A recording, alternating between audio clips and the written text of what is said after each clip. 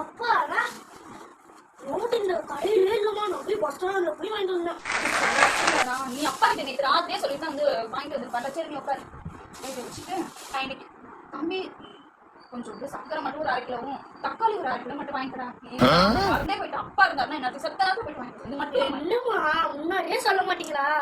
சரி பரவாயில்ல, இந்த ஒரு தடவை இந்த பையன் குடி கவர் வேற கொடுக்க மாட்டான். போயிட்டு வா சரியா? இந்த பிள்ளைங்களை ஐஸ் வச்சு வாங்குறதே ஒரு வேலையா போச்சு. அண்ணாச்சி கடை இல்லைம்மா. அப்படியே அவங்க பஸ் ஸ்டாண்டில் போய் பஸ் ஸ்டாண்டை தாண்டி போய் ஒரு கடையை தேடி பிடிச்சி வாங்கணுமா?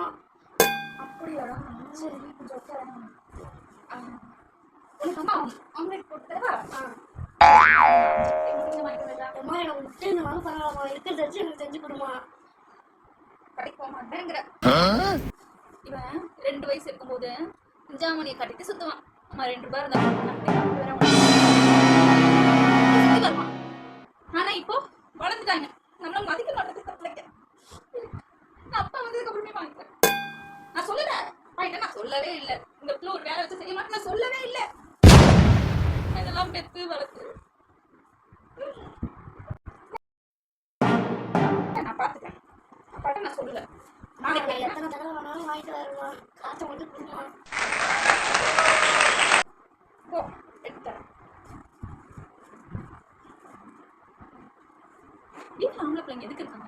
கடைக்கு போயிட்டு வேணா வரமாட்டேன். அப்படியே ஃப்ரெண்ட்ஸ் எல்லாம் பார்க்க சொல்லு, உடனே குடுக்குறோம் ஓடி போயிட்டு எங்கதான் வருமே தெரியாது. தலை வலிக்குதுன்னா எனக்கு டீயை போடுமா காஃபியை போடுமான்னு. இவங்க எல்லாம் இப்படி சுத்த சொன்னா அவ்வளவு